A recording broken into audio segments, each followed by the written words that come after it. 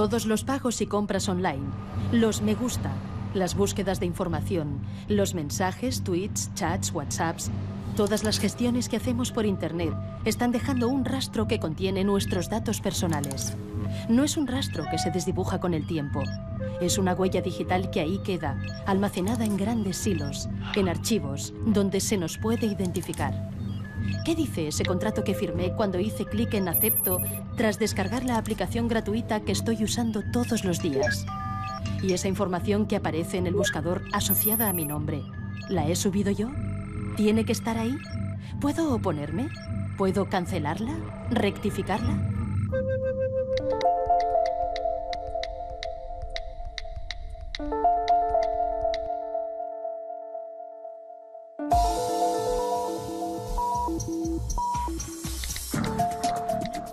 Nos movemos por la red y, por tanto, dependemos de ella. Hoy centra en el debate sobre la privacidad en Internet las revelaciones de espionaje masivo, los fallos de seguridad, tener alojados los datos personales en compañías de servicios que no se ciñen a las leyes locales de protección de datos. Son reglas de juego vitales. A mí me sorprende que de los miles de usuarios que hay de Google, millones en todo el mundo, y de Facebook, muy pocos se cuestionan el por qué Google, el buscador, es gratuito, por qué Facebook es gratuito, por qué estos servicios que utilizan tantísimas personas y tienen costes muy elevados de mantenimiento no cuestan nada a los usuarios. Evidentemente, si no te cuesta nada y tú no eres el cliente, a ver si vas a ser tú el producto. Yo creo que lo que está en juego desde el punto de vista de ciudadano es la gestión que se hace de nuestra propia información y que esa información se utilice para cuestiones adecuadas. Es decir, que utilicen la información para administrarme publicidad de una manera que me resulte menos molesta. Pues seguramente la gran mayoría de la gente diría, oye, estoy de acuerdo, ¿no? Estoy de acuerdo en que intentes darme una publicidad, administrarme la publicidad mejor. Que intentes utilizar esto para saber lo que pienso, para saber si soy peligroso o para saber si tengo posibilidades de convertirme en terrorista, pues hombre, eso es mucho más peligroso. Se regula hacia las empresas, hacia el sector privado, y luego nos estamos dando cuenta que quien tiene la oreja también muy grande son los estados. Con todos los casos que ha sucedido desde el caso Prince, que se está, además, bueno, está saltando todo el espionaje que se ha hecho a los ciudadanos de la Unión Europea, a los ciudadanos de todo el mundo. En el fondo, al final, bueno, la información está en Internet, somos nosotros lo que estamos dejando y los estados también la están tratando. Bueno, que se proteja también a los ciudadanos de cómo están tratando los estados ese tipo de información. Somos números, o sea, ello no quiere decir que a las redes sociales, por ejemplo, a Google, no le interesa si Javier Sempere hace esto o lo otro, le interesa que a este usuario le gusta esto, le gusta este grupo de música, lee estos libros para ofrecerle ese tipo de publicidad. Ahora bien, hay un problema. Hoy en día se utiliza para publicidad, pero esa información está en manos de determinadas empresas que no sabemos qué va a ocurrir en el futuro. En el momento que vayas por el mainstream, es decir, que utilices los ordenadores normales, los sistemas operativos habituales, los smartphones habituales, las redes sociales habituales, no hay privacidad. Todo lo que tú hagas se va a saber, incluso aunque no estés autenticado con tu usuario y tu contraseña. Hay una cosa que llamamos nosotros que es la huella digital de tu conexión y es la manera en la que te conectas y con qué dispositivos te conectas. Y eso, las grandes empresas lo capturan para asociarlo a tu identidad digital. Así que en el futuro, aunque tú no hayas dicho que eres tú, ellos van a tener capturada la huella digital de tu conexión y van a saber que eres tú, estés donde estés. No existe la privacidad absoluta, ni siquiera existe el derecho absoluto a la privacidad en las leyes, porque en algún momento va a tener que ceder. Lo que ocurre es que cuando yo cedo parte de mi privacidad o parte de mi información personal o parte de mi intimidad para utilizar un medio de comunicación, quiero saber exactamente cuáles son los límites, y eso me lo tiene que decir la ley.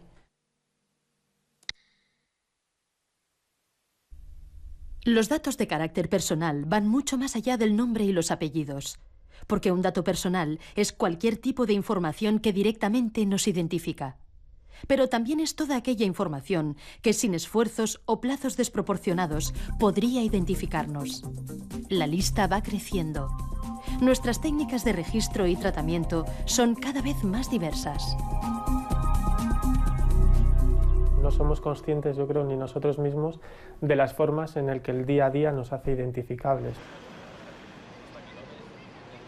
Las IPs, que es cuando nos conectamos en el ordenador, ese número que nos da acceso a Internet es un dato de carácter personal, todo lo que podemos hacer ya por Internet, los rastreos que vamos dejando de las compras que hacemos, de los me gustas que hemos hecho en una red social, los datos genéticos, las huellas en los smartphones pues para acceder, datos biométricos de la propia persona cuando estamos firmando en tablets, pues que dan incluso el trazo que estamos dando, la profundidad, la velocidad del trazo, es decir, hay muchísima información que yo creo que no somos conscientes de ese rastro, ¿no?, de que vamos dejando. A lo mejor eres identificable por tu paso, por tu forma de caminar. Un teléfono móvil con su acelerómetro puede grabar una serie de pautas que sean relativamente únicas.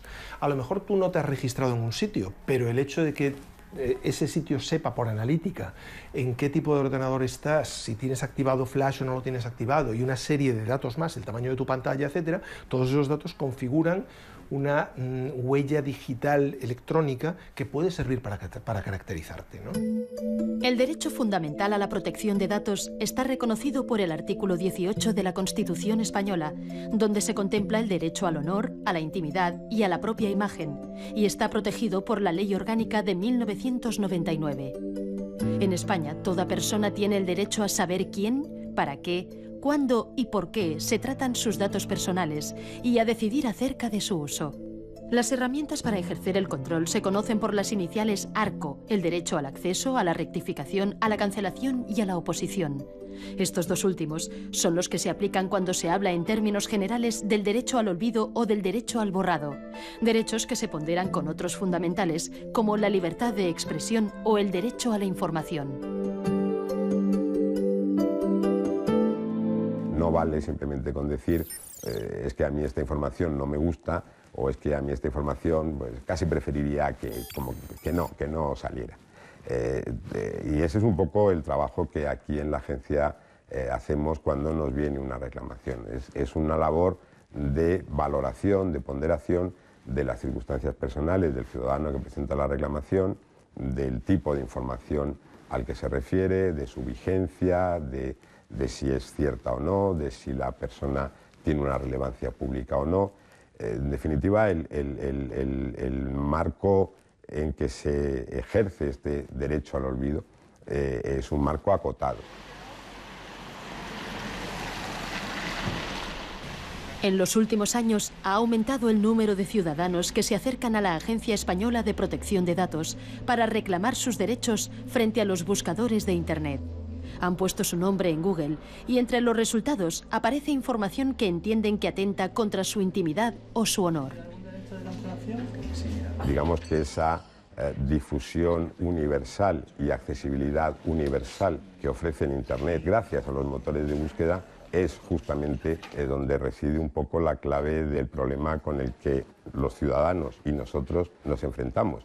Y es que el ciudadano en un momento determinado ve que informaciones suyas de un pasado más o menos remoto, informaciones no confirmadas, informaciones no reales o falsas, informaciones que surgieron en un contexto muy limitado y que se han expandido, reaparecen, se asocian con todas las demás informaciones sobre su vida y le pueden causar perjuicios, en algunos casos, muy serios.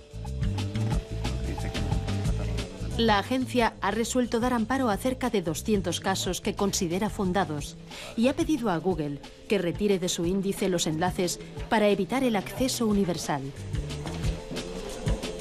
Sin embargo, Google ha estado recurriendo sistemáticamente las resoluciones de la agencia ante la Audiencia Nacional. Y esta, antes de celebrar juicio, ha trasladado la cuestión al Tribunal de Justicia de la Unión Europea para que aclare cómo debe interpretarse la Directiva de Protección de Datos en relación con los recursos que interpone Google. La Audiencia Nacional ha pedido al Tribunal de Justicia de la Unión Europea que se pronuncie sobre el derecho al olvido en Internet, que decida si un particular tiene derecho a reclamar que se suprima y bloquee la información que sobre él facilitan los buscadores de Internet y que pueden ser localizadas a lo largo de toda la vida. La Audiencia Nacional ha enviado el llamado caso Google y pregunta si debe aplicar la normativa comunitaria y española o bien los afectados deben acudir a los tribunales de California, donde está la sede de Google.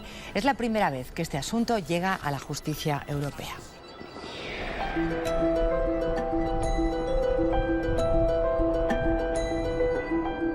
El caso de referencia sobre el que se pregunta el Tribunal Europeo es el de Mario Costejá, un perito calígrafo que vive y trabaja en A Coruña. Al poner su nombre en Google, sale un enlace que contiene el anuncio de la subasta por impago de un inmueble que Mario tuvo en propiedad con su exmujer. El anuncio lo publicó en papel La Vanguardia en 1998, pero ahora está disponible en la hemeroteca digital.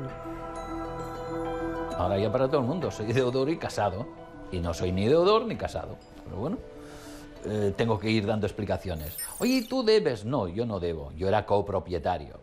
Y no, pues yo, mira, me separé, era una gran persona, pero bueno, por circunstancias de la vida nos separamos, pero bueno, mi exmujer es una gran persona y bueno, pues llego a ese punto, pero tengo que dar explicaciones.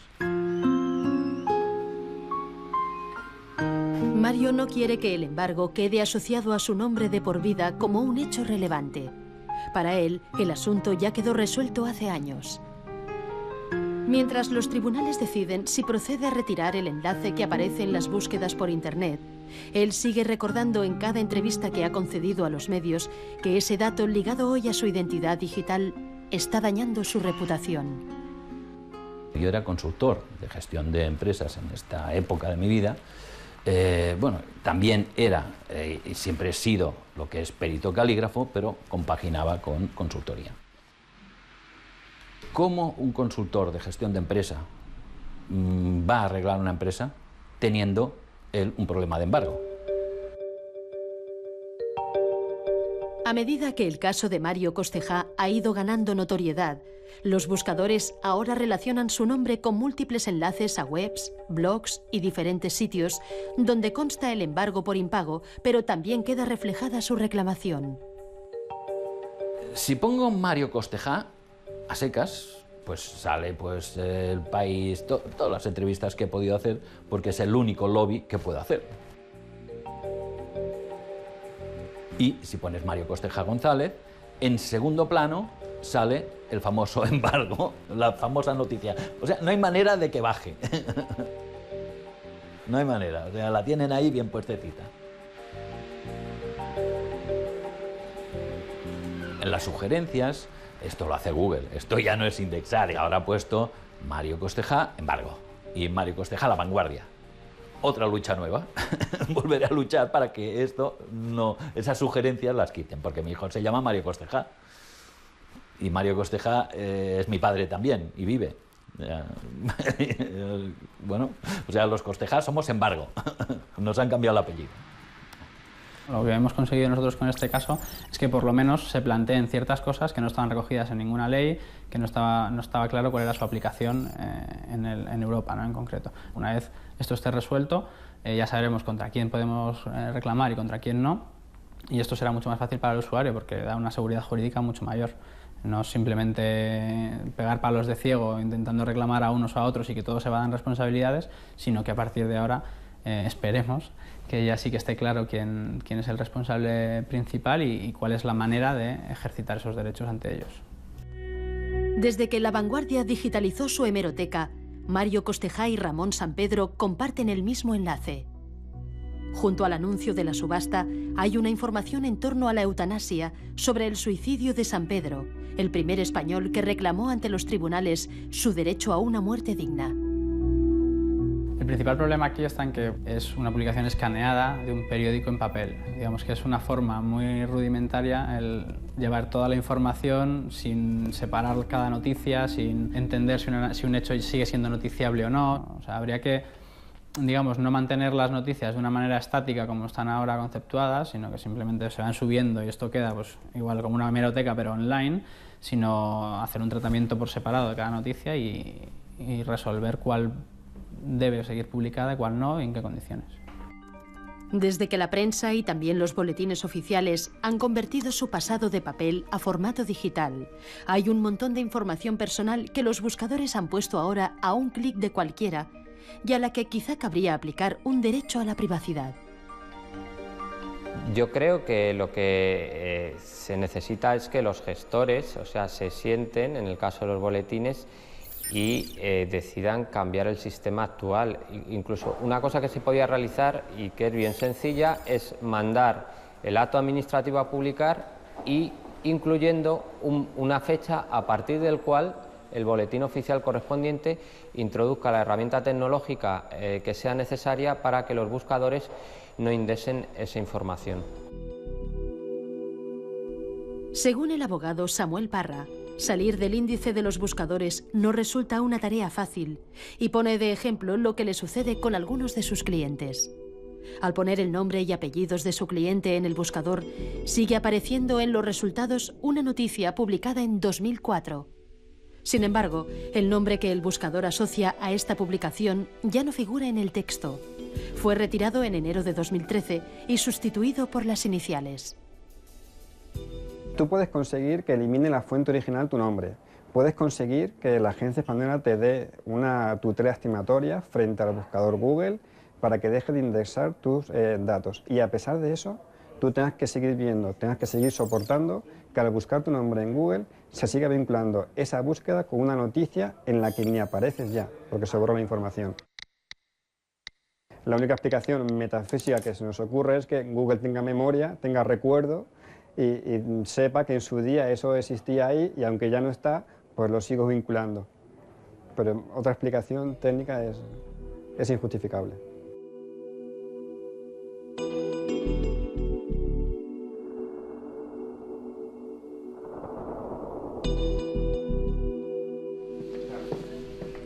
Este programa se ha puesto en contacto con Google para solicitar una entrevista con su representante en España, pero la petición ha sido denegada.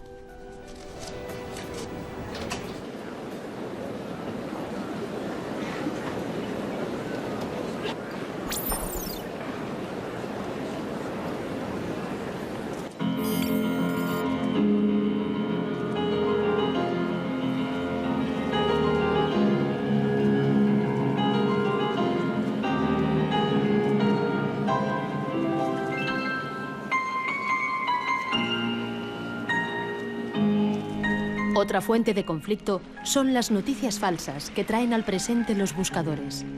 Es lo que le sucede a la exgimnasta Marta Bobo. Cuando participó en los Juegos Olímpicos de 1984, el diario El País publicó que padecía anorexia. Tras digitalizar su hemeroteca, los buscadores encuentran el nombre de Marta Bobo en la noticia y esta aparece entre los primeros resultados. Desde aquella publicación ha tenido que ir dando explicaciones en los medios. A mí se me identificó con anorexia nerviosa, pero yo nunca la padecí. Quizás el estilo de vida al que estuve sometida durante 6 años, entrenando pues prácticamente todos los días, incluso el año anterior a la Olimpiada, 7-8 horas diarias, un régimen estricto de convivencia en cuanto a horas de descanso, en cuanto a régimen de comidas, en cuanto a visitar a tu familia, días libres, etcétera, y una carga muy intensa de entrenamiento, lógicamente hacen que una persona pues pierda peso, y más que perder peso, lo que hacíamos era prepararnos al 100% para ir a esos Juegos Olímpicos de Los Ángeles. Es falso, yo no tuve anorexia nerviosa, no tenía anorexia nerviosa. Marta hoy es profesora de Educación Física en la Universidad de A Coruña. En 2011, ella y su marido decidieron recurrir al defensor del lector del País, en ese momento Milagros Pérez Oliva, para dejar constancia del perjuicio que causó entonces la publicación en papel y que sigue causando ahora, indexada y asociada a su identidad digital. Bueno, mi pareja, Alberto, y yo nos ponemos en contacto con Milagros y le comentamos el tema.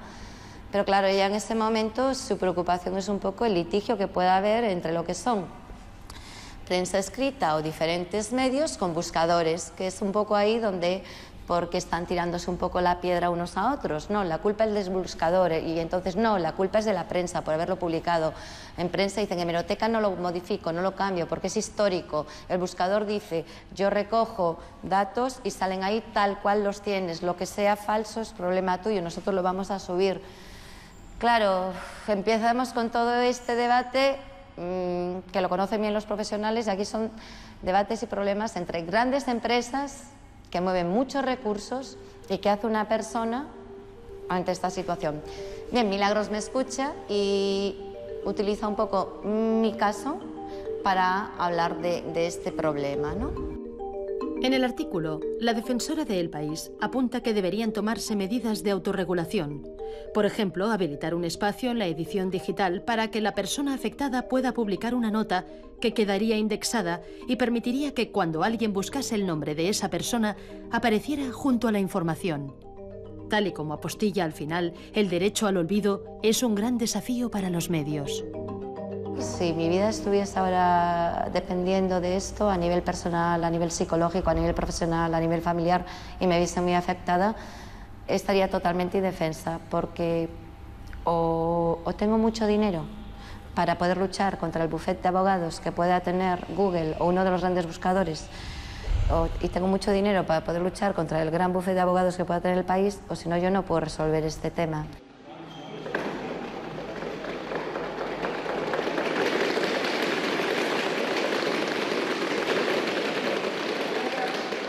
Los buscadores lo han sacado a la luz y cualquiera lo puede ver en cualquier momento, y mi intención participando en este programa no es sacarlo de nuevo a la luz, sino que es hacer ver un poco a todo el mundo el hecho de que cualquiera, en cualquier momento, puede verse en esta situación. Ya no hace falta que seas famoso ni un gran deportista, sino una persona de la calle.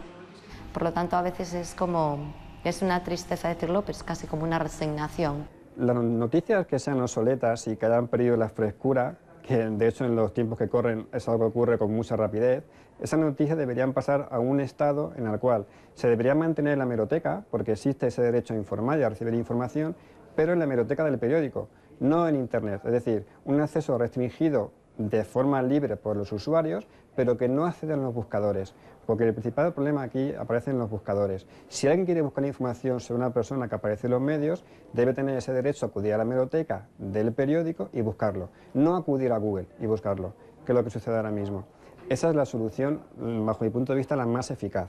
Como digo, concilia el derecho a informar con el derecho a la privacidad o la protección de datos de las personas.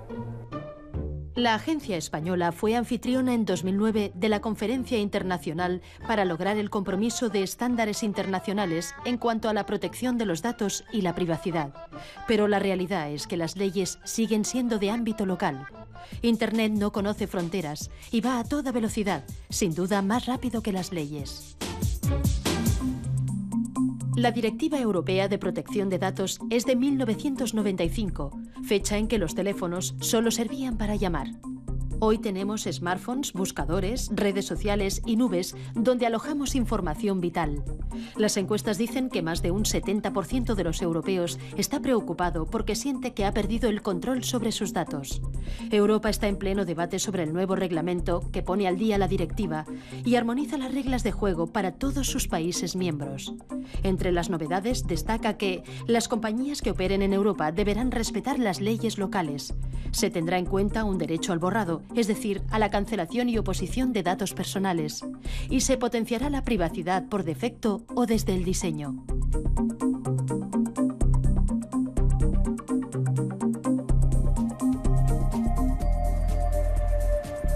El trámite para la reforma de la Directiva de Protección de Datos ha llegado a acumular casi 3.000 enmiendas. Hay muchos intereses en juego, especialmente entre las grandes empresas norteamericanas. Pero la comisaria Reding se muestra dispuesta a conseguir los cambios antes de que acabe su legislatura.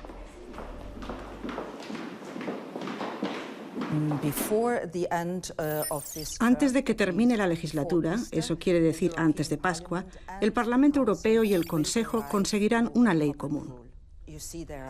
Ya ven que hay partidos políticos diferentes en el Parlamento y que aún así han conseguido superar las diferencias para centrarse en las líneas maestras. Y la línea maestra principal es que queremos un continente unido con una única ley de protección de datos. Y todas las compañías que operan en este continente deben obedecer esta ley, independientemente de la nacionalidad de la compañía en cuestión. Y cada ciudadano tiene derecho a que sus datos personales estén protegidos. Eso es lo que queremos y eso es lo que debemos conseguir. Es necesario que todas aquellas compañías que están fuera de la Unión Europea pero que vienen a dar servicios a ciudadanos comunitarios cumplan con las mismas reglas que tenemos nosotros. Eso generará mucha más seguridad jurídica a los usuarios. Cuando alguien se baja una aplicación de Internet no sabe si es española, si es americana, japonesa, china, australiana, únicamente la quiere utilizar. Por tanto, es necesario que la ley le proteja también. Por tanto, es necesario que ese proveedor de servicios que le da el servicio tenga que cumplir con la misma normativa que cumplen las compañías europeas. Para una red social como Twenty, que tiene que atenerse a las leyes españolas, puesto que su sede está en España, la reforma de la directiva es una buena noticia. Su modelo de negocio, desde el origen y por defecto, no cede los datos a terceros ni son indexados por los buscadores. Muchos adolescentes que usan Twenty se ven así protegidos. El usuario, al momento de registrarse en nuestro servicio, nos facilita una serie de datos de carácter personal.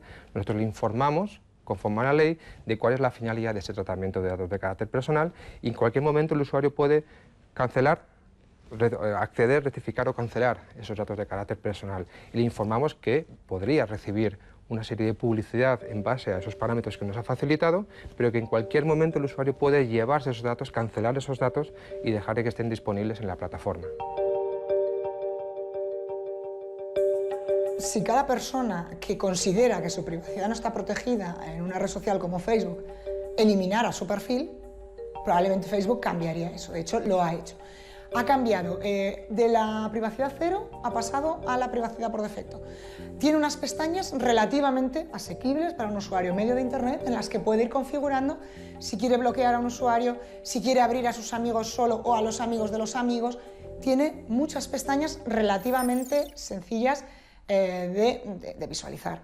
Ahora bien, ¿podría ser más sencillo? Por supuesto. Se pretende caminar actualmente hacia una privacidad en el diseño porque se ha entendido, y así es correcto, que es como deberían configurarse las plataformas.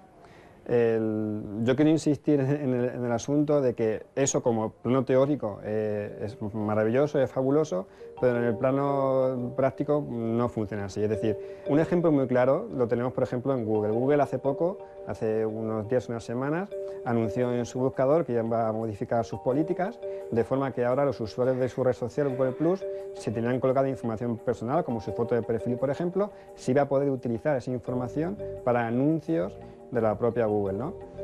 Decía Google, bueno, si no quieres que esto sea así, tienes una casilla en tu perfil que puedes indicar que no quieres. El problema es que esa casilla viene marcada por defecto.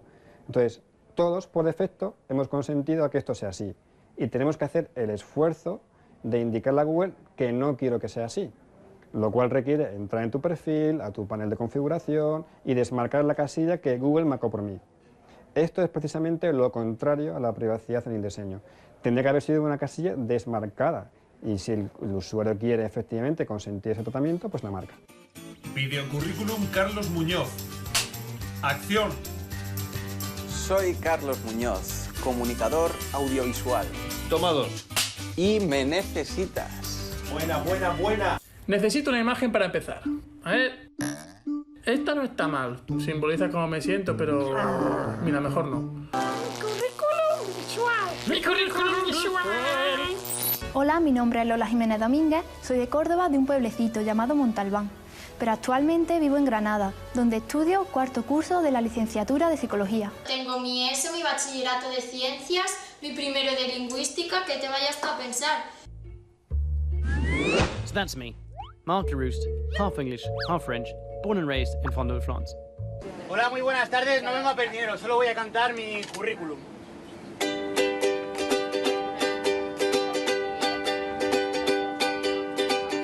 Licenciado en periodismo y un diploma de posgrado. He traído aquí doblado por si usted lo quiere ver.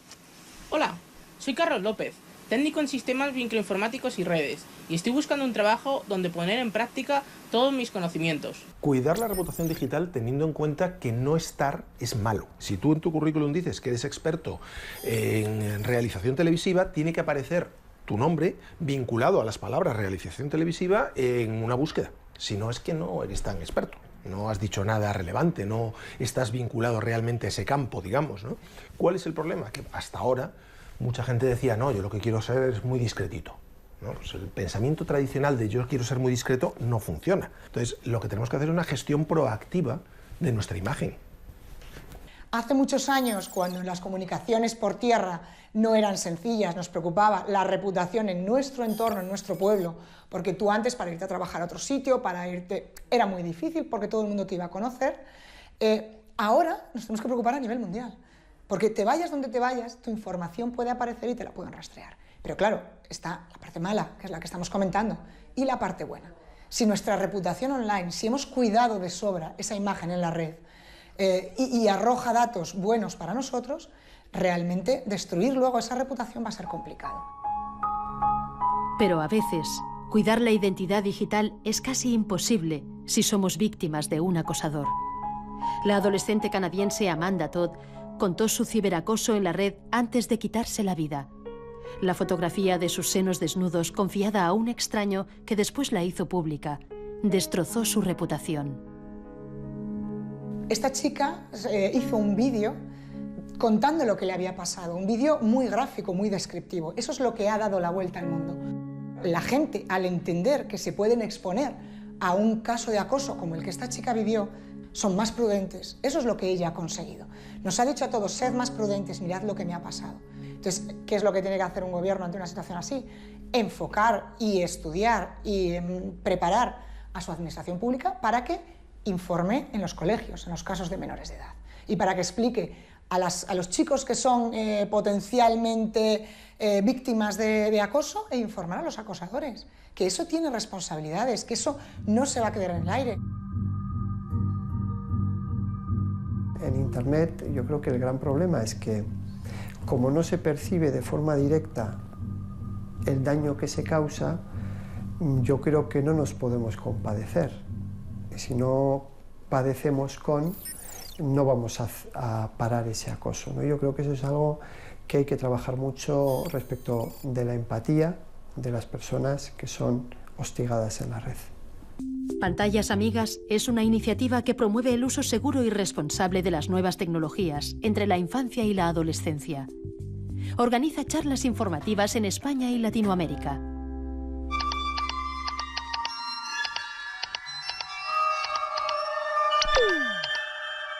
¿Ah?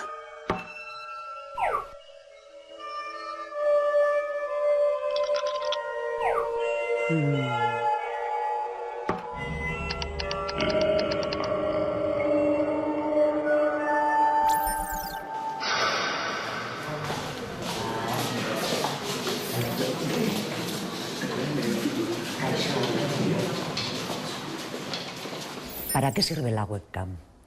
Normalmente la gente suele responder para ver, ¿no? Para ver a la otra persona. Eso es lo que más o menos tengo yo en la cabeza, ¿no? Me compro la webcam y puedo ver a mis amigos. Pero en realidad la webcam no me permite ver a nadie. A nadie. La webcam sirve para ser vistos.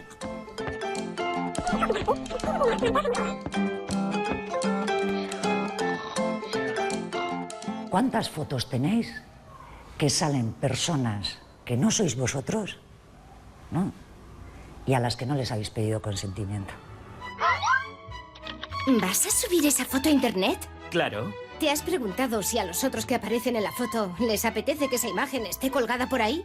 ¿Cuántas fotos tenéis? ¿Quién tiene más de 100? ¿Quién tiene más de 200?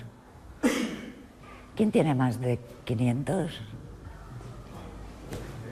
¿Quién tiene más de 1000? ¿Cuántos amigos tienes en Facetime? 175. Pero, ¿de verdad conoces a toda esa gente de tu lista de contactos? ¿Son de fiar? Bueno, no conozco a todos. Algunos son buenos amigos, otros conocidos. Pero más o menos son gente que controlo. ¿Y si esos amigos comparten tu fotografía con otra gente? Si te sacas una foto, será para enseñarla, ¿no? Por ejemplo, puedes tener 2.000, 3.000 fotos, pero si son fotos normales, no tienes nada por qué preocuparte. Si no sabes nada haciendo nada malo, ¿por qué te tienes que preocupar por eso? A ver, te quedas un poco con la preocupación de quien las ve, pero también has sido tú quien has decidido qué fotos subir, entonces... Yo creo que si tú tienes la conciencia tranquila de no haber subido fotos que te puedan comprometer en 20, no tienes por nada que preocuparte. Nuestra foto es un dato privado y encima es el dato privado más importante, el más, porque permite identificarnos al momento.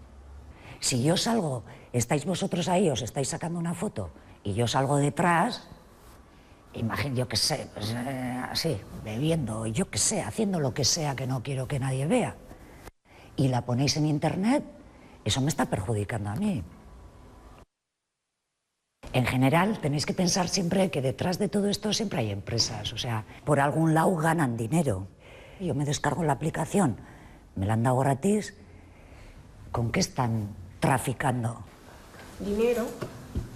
Ponen publicidad de cualquier cosa y como es gratis, lo ve todo el mundo. Con nuestros datos.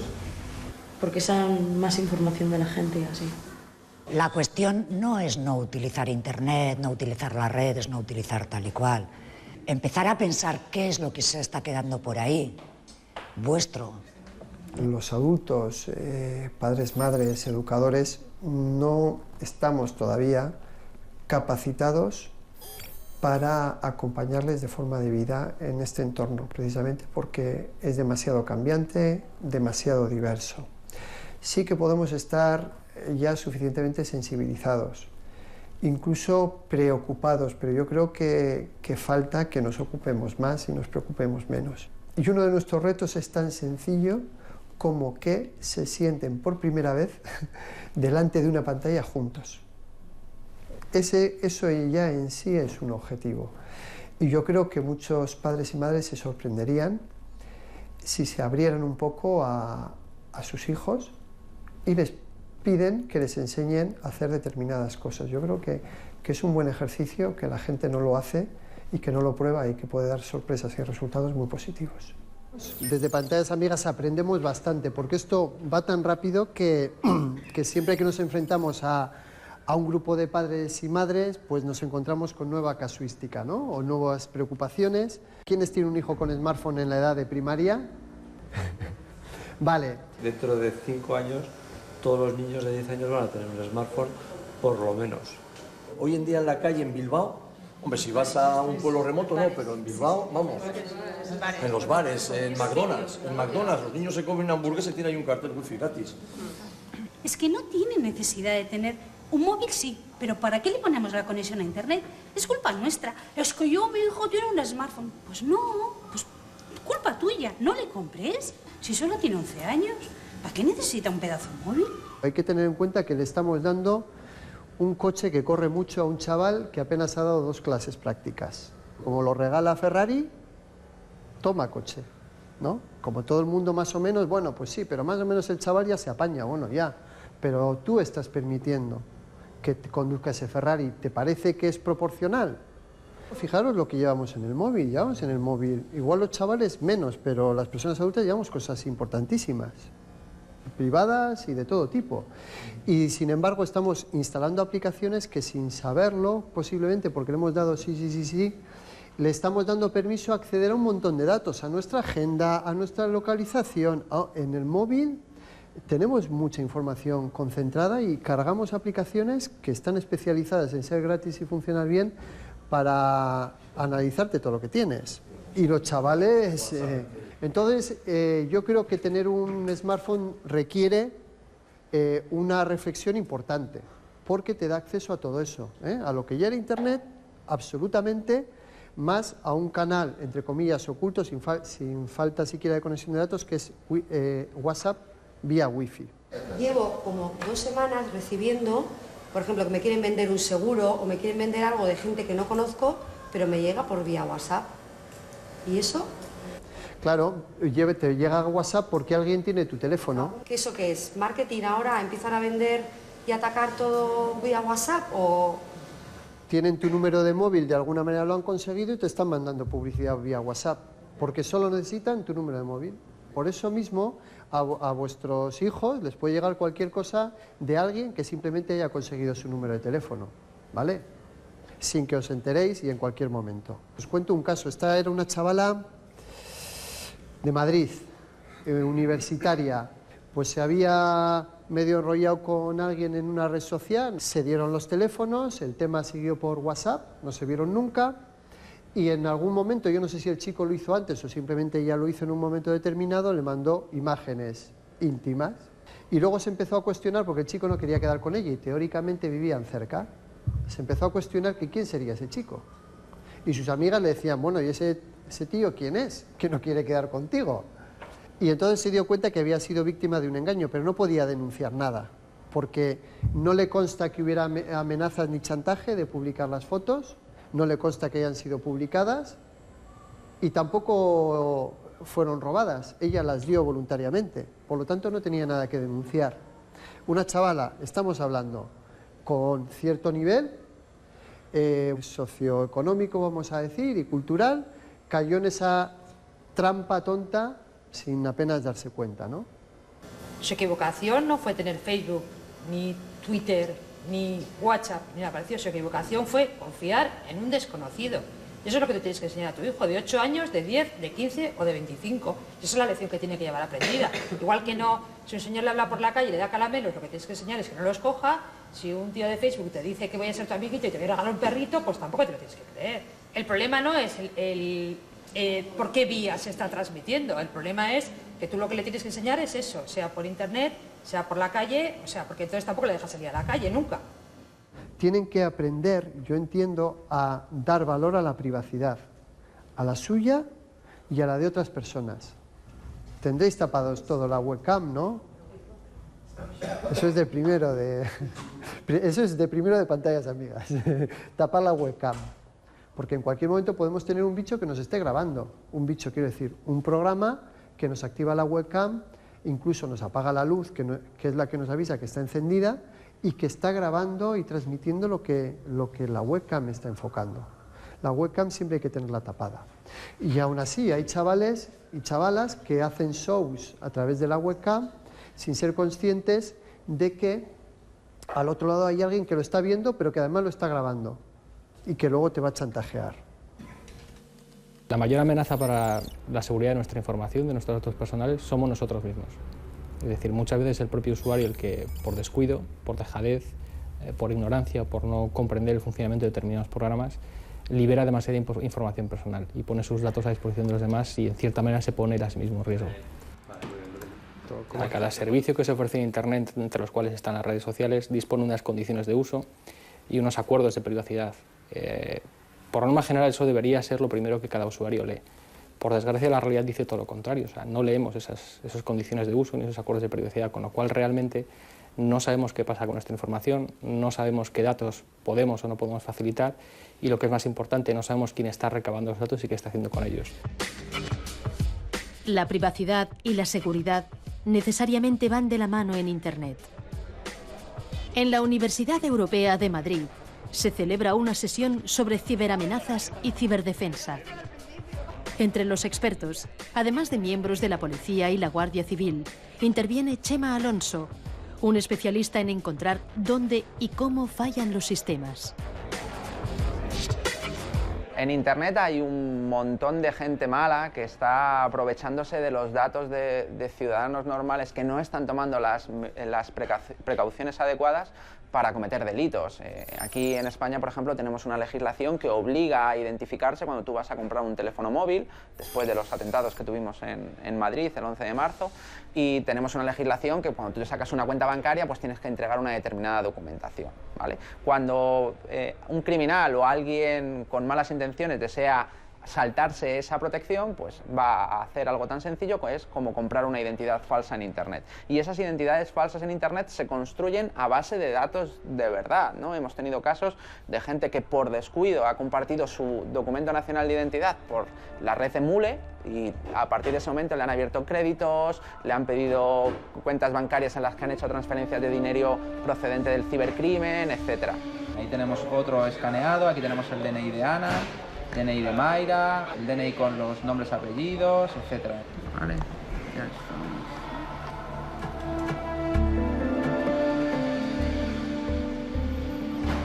Bueno, pues ahí está el DNI de una persona con todos sus datos. Un DNI de Barcelona, donde vive, y el DNI está totalmente en curso, ¿no? Porque caduca en junio del 2023, es decir, de una manera tan sencilla es fácil conseguir documentación de personas en Internet. El dato que puede hacer que nuestro sistema informático caiga puede estar escondido en cualquier rincón. Porque parte de la seguridad de nuestros sistemas recae en los usuarios, ¿no? Había puesto Óscar el vídeo donde le daban un pendrive al usuario. Al final, muchísima de la información crítica de nuestros usuarios está en los ordenadores personales, en los smartphones que tiene personales, en las cuentas de usuario que están desperdigadas por todo el mundo.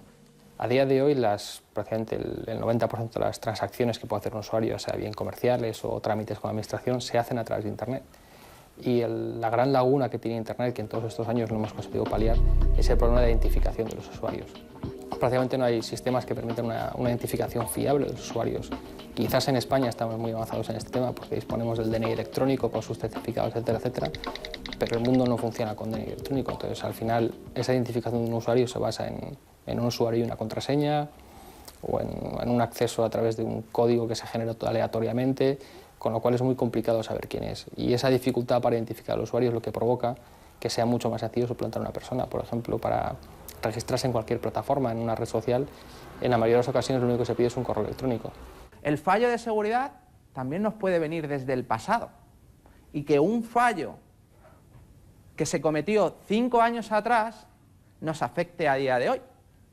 Porque Internet es muy fácil subir cosas nuevas, pero es prácticamente imposible borrar algo que una vez se subió a Internet.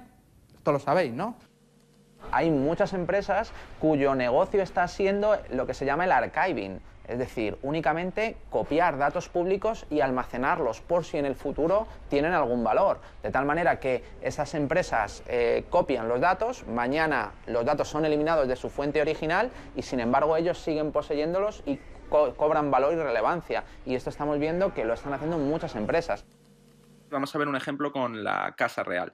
En este caso podemos ver la página web tal y como se está publicando el 29 de octubre. Si queremos mirar qué es lo que se ha pedido quitar de los buscadores con el fichero robots.txt, podremos descubrir que hay una URL dentro de la dirección ex_familia_real/Urdangarín que se ha pedido eliminar.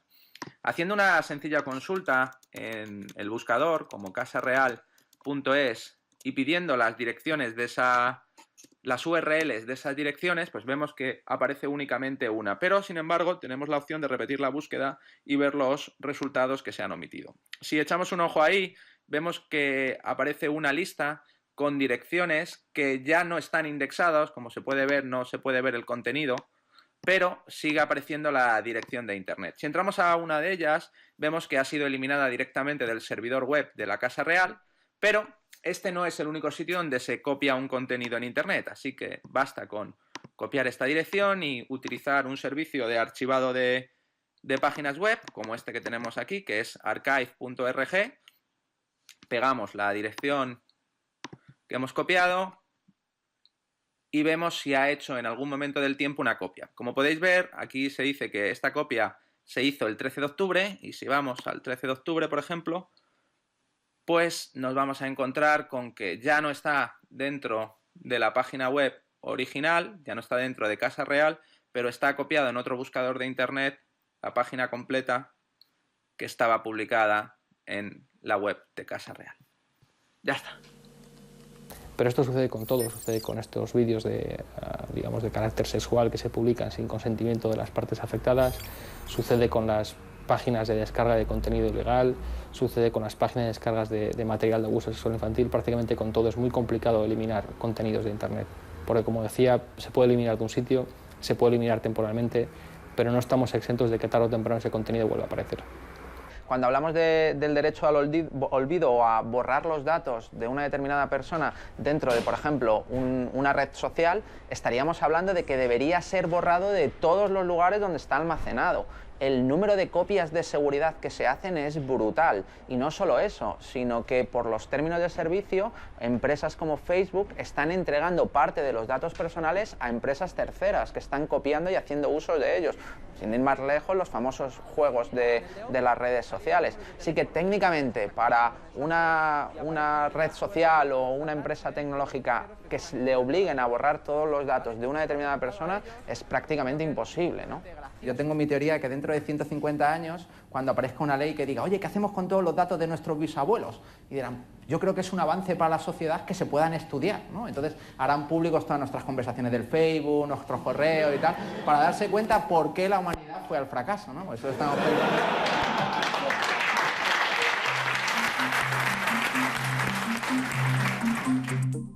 Las estadísticas nos dicen que ya hay unos 6 millones de españoles que viven conectados a la red las 24 horas. Y que los que se conectan a diario alcanza ya a la mitad de la población. Cada vez más, nuestra conexión se establece a través de dispositivos móviles. Se calcula que hoy hay unos 2.400 millones de usuarios en Internet. En poco más de una década, ya tenemos un 34% de la población mundial conectada. En Norteamérica, Oceanía y Europa, el uso de Internet empieza a ser generalizado. Facebook ya ha conseguido superar los 1.000 millones de usuarios. Después de China y la India, visto de otra forma, sería el tercer mayor país del mundo por habitantes. Ahora mismo lo primero que tiene que tener todo el mundo claro es que los datos son dinero, y muchos datos significan mucho dinero. Es por eso que muchísimas empresas en Internet están ofreciendo servicios totalmente gratuitos y lo único que están haciendo es recogiendo datos. Datos que a veces son personales, como la gente entiende que son los datos personales, es decir, nombre, apellidos, el número de teléfono, la dirección de correo electrónico, etc. Y otros datos que la gente no asume que son tan personales, pero que igualmente lo son, como qué sistema operativo utilizo para conectarme, si utilizo una determinada herramienta de software para leer el correo electrónico u utilizo otra, si me conecto a una determinada página web o me conecto a otra página. Toda esa información hoy en día se está recolectando en Internet y se está almacenando en grandes silos de información. El nuevo modelo de negocio se conoce por Big Data. Datos masivos que las empresas y las administraciones ya ven como el gran tesoro del siglo XXI. Todo ese gran volumen de información, una vez procesado, sirve para extraer patrones, para ganar eficiencia en el proceso de la toma de decisiones. Big Data promete mejoras para la sociedad, pero con lo que revelan los datos, ¿se nos podría a priori juzgar o castigar? Ya no es ciencia ficción. ¿Hay algo siniestro o malo en el Big Data? Por su naturaleza, no. Lo que tenemos es que pensar qué datos se están recopilando, quién los está recopilando y qué puede hacer con ellos. ¿Cuál es la situación actual? Demencial. Ahora mismo tú lo que haces es instalarte una aplicación en el móvil y sin mirar absolutamente nada, aceptar una serie de cesiones de datos de un montón de cuestiones que pueden ir desde tu localización física hasta la temperatura de la batería del teléfono, que se puede después utilizar para extrapolar la temperatura o el nivel de ruido, etcétera, etcétera, ¿no? ¿Qué ocurre? Que ni miramos eso, porque no existe esa cultura, ni si lo quisiésemos mirar seguramente lo entenderíamos, porque no estaría escrito ni en inglés, ni en español, ni en ningún idioma conocido, estaría escrito en legalés, que es un idioma que tiene su dificultad y que hay que estudiar para saber, y que es necesario para poder precisar los términos, ¿no? Entonces, ¿qué hace falta? Una dosis muy fuerte de transparencia, una implantación de normas de transparencia que permitan que cualquier persona pueda saber qué datos está recopilando quién, para qué los usa y, por supuesto, acceder a ellos, ¿no? Lo cual no tiene nada que ver con que se olviden los datos, sino que simplemente se puedan recopilar o no en función de nuestros intereses. Ya ha llegado ese momento, ya están todas esas herramientas y todas las empresas tienen capacidad para gestionar volúmenes de datos ingentes, que tienen mucho negocio, ¿no? O sea, que tienen mucha importancia para el negocio.